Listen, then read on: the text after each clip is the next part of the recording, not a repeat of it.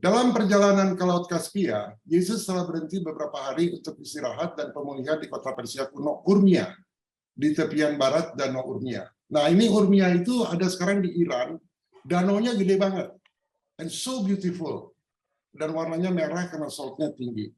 Jadi dia ada di sebelah, di tepian barat Danau Urmia. So beautiful ya Urmia. Pada pulau terbesar dari gugusan pulau yang terletak tidak jauh lepas pantai dekat Urmia, terdapat sebuah bangunan besar, sebuah amfiteater kuliah yang didedikasikan untuk roh agama. Artinya apa? Spirit of religion kan. Roh, mereka nggak bicara agama. Spirit dari agama itu adalah apa itu? Roh agama. Ya. Bangunan ini sebenarnya sebuah kuil untuk filsafat agama-agama. Kuil agama ini telah dibangun oleh seorang pedagang kaya, warga Urmia, dan ketiga anaknya. Orang ini adalah Simboiton dan terhitung di antara nenek moyangnya banyak bangsa yang berbeda-beda.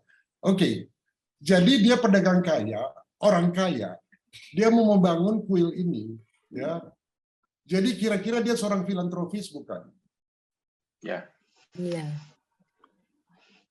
Jadi gini, dia udah kaya, materinya udah banyak, kok dia mau bangun kuil agama ini dan tujuannya untuk apa?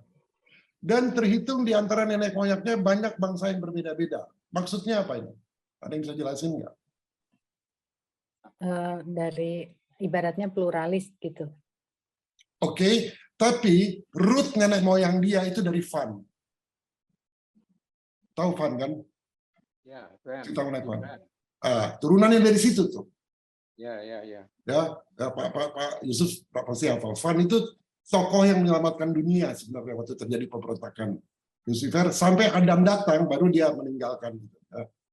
Nah, jadi Simboiton ini adalah orang Persia, seorang filantropis. Ya. Ceramah dan diskusi di sekolah agama ini mulai pukul 10 setiap paginya dalam seminggu. Sesi sore dimulai pukul 3. Jelas banget. Pukul 10 pagi, pukul 3, ya, dan perdebatan malam dibunuh pada pukul 8. Simboiton adalah salah satu dari 3 anak laki-laki. Simboiton atau salah satu dari 3 anak lakinya selalu memimpin sesi pengajaran, diskusi, dan debat. Artinya pengajaran, jadi jam 10 itu pengajaran, jam 3 itu diskusi, jam 8 itu debat. Dibagi 3 tuh. Pendiri sekolah agama yang unik ini hidup dan meninggal tanpa pernah mengungkapkan keyakinan agama pribadinya. So, orang nggak tahu agamanya apa. Ya. Nah, pada beberapa kesempatan, Yesus ikut serta dalam diskusi ini, dan sebelum ia meninggalkan Urmia, Simboiton mengatur rencana dengan Yesus agar ia tinggal dengan mereka selama 2 minggu pada perjalanan kembalinya. Dan Yesus dikasih nih, 24 kuliah tentang persaudaraan manusia. 24 kuliah tentang apa nih? Persaudaraan manusia. The Brotherhood of Mankind. Yang mau kita bikin ini. Betul Pak Imbang? Ya.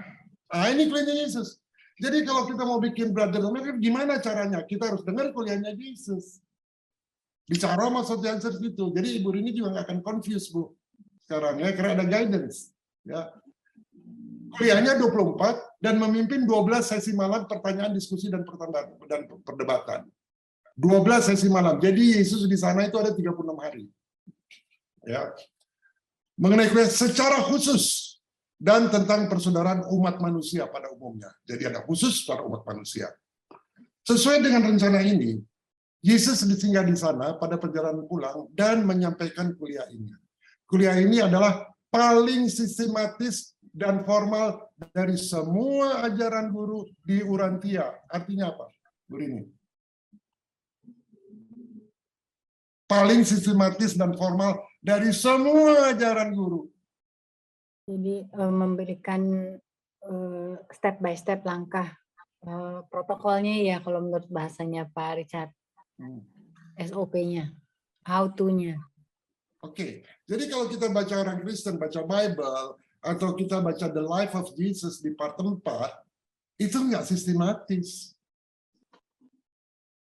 dibandingkan dengan ajarannya dia. Betul nggak? Kan yang kita cerita itu sempil-empil, kan? Thread, begini, thread. Makanya kita punya pengertian, oh iman begitu, kita berdebat soal iman, karena nggak sistematis. Jadi kuliah ini dari semua kehidupan Yesus, menurut saya ini yang paling penting. Karena sistematis dan formal dan kita nggak akan ada salah interpretasi. Agree? Ya. Gimana Suhu? Pak Yusuf? Ya. Oke. Tidak pernah sebelum atau setelahnya, dia berbicara begitu banyak tentang satu subjek. Satu loh. Seperti yang terkandung dalam kuliah dan diskusi tentang persaudaraan manusia ini. Artinya dia apa? Dia bicara soal yang mau Pak Imbang, Pak Kun, dan kita semua kawan-kawan mau melakukan mengenai brotherhood of mankind, persaudaraan manusia ini. Pada kenyataannya kuliah ini adalah tentang kerajaan Tuhan dan kerajaan-kerajaan manusia. Wah, ini udah masuk spiritual kalau begitu, nggak cocok dengan dunia sekarang, kan gitu kan artinya? Berarti kita bicara mengenai agama? Enggak, dia nggak bicara agama. Dia bicara spiritual, enggak ada yang bicara spiritual. Coba kita lihat. Ada berapa agama di sana yang join di situ? Lebih dari 30 agama dan aliran keagamaan terwakili pada pengajar filsafat agama ini. Guru-guru ini dipilih, didukung, dan diakui penuh oleh kelompok keagamaan masing-masing. Jadi kalau orang agama Hindu yang ke sana dipilih tuh, didukung dan diakui oleh kelompok. Oke, tepat. Jadi tempatnya Sim Boyton ini terkenal sekali nggak? Otomatis terkenal. Otomatis, bro. Semua datang. Ya, didukung kelompok agama. Pada masa ini ada sekitar 75 guru di fakultas ini.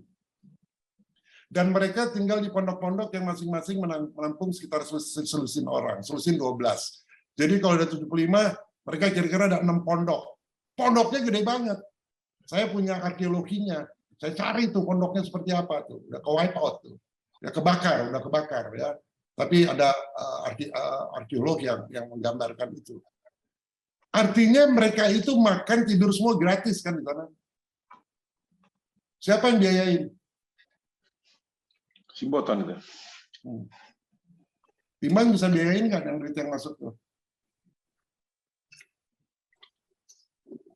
Kalau kita bikin di Indonesia, bro. Nggak sulit lah, bro. Saya tadi gini ya, ini saya langsung terpikir, kalau Pak Kun itu punya serikat pekerja yang ininya 20 juta, gitu ya. Berarti 20 juta orang itu kan punya gaji tiap bulan itu. Halo? Ya. Dia kan punya gaji 20 juta. Itu kan nggak usah butuh pemerintah. Setiap orang itu kan bisa menjadi orang yang jadi nasabah dari banknya Pak Kun. Ini bank, kita bikin bank serikat pekerja, uang masuk di situ 20 juta itu kita pinjamin, satu orang kita pinjamin 100 juta. Buat bikin rumah itu juga bisa itu, bro. Dan itu berapa banyak sekaligus. Ini maksud saya, Bu Rini, jadi kita kasih ini kayak gini, Bu, kontribusi kita gini, tapi untuk hal yang besar, Bu Rini. Ya. Nah, pada masa ini ada sekitar 75 guru di fakultas ini, dan mereka tinggal di pondok-pondok yang masing-masing menampung sekitar 100 orang. Setiap bulan baru, kelompok ini diubah dengan membuang undi. Intoleransi. Ingat nggak Evagis? Evagis ingat nggak? Salah satunya I-nya itu kan intoleransi, kan? Betul nggak? I-nya, JIS itu I-nya. Intoleransi, kecenderungan suka berbantah, atau semua sifat lain yang mengganggu kelancaran komunitas itu, akan berakibat pemecatan segera dan langsung terhadap guru yang mengganggu itu. Dia akan dipecat tanpa basa-basi, dan orang alternatifnya yang menunggu akan segera menggantikannya. Artinya apa? Artinya ini banyak waiting list nih yang mau bicara di situ. Berarti tingkat spiritualitinya kan tinggi waktu itu 2000 tahun yang lalu. Betul nggak? Ada kelompok seperti itu. Ya, dan waiting list gitu ya. Para guru dari berbagai agama ini membuat upaya besar. Nah, ini nih. Jadi setiap agama ketika dia datang pembicara, dia membuat upaya besar untuk menunjukkan seberapa mirip agama mereka sehubungan dengan hal-hal mendasar dari kehidupan ini dan kehidupan berikutnya. Nah, ini harus kita garis merahin. Ya, semua agama ya harus menunjukkan seberapa mirip agama mereka berhubungan dengan hal mendasar dari kehidupan ini dan kehidupan berikutnya. Ada falsafah motanya di situ. Ada orang mengenal dunia Morontia nggak situ? Dia harus bicara mengenai itu supaya manusia punya hope gitu, bahwa life bukan hanya di sini aja, tapi nanti setelah kita meninggal ada, dan kita tahu goal kita apa. Ini adalah bagian dari training. Ini training.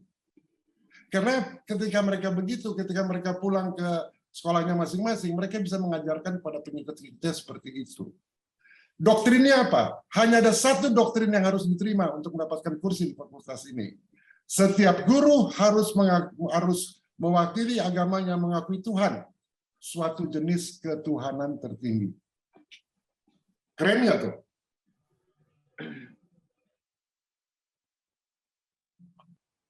Ada 5 guru independen di fakultas ini yang tidak mewakili agama terorganisir apapun, dan sebagai guru independen seperti itulah Yesus muncul di depan mereka.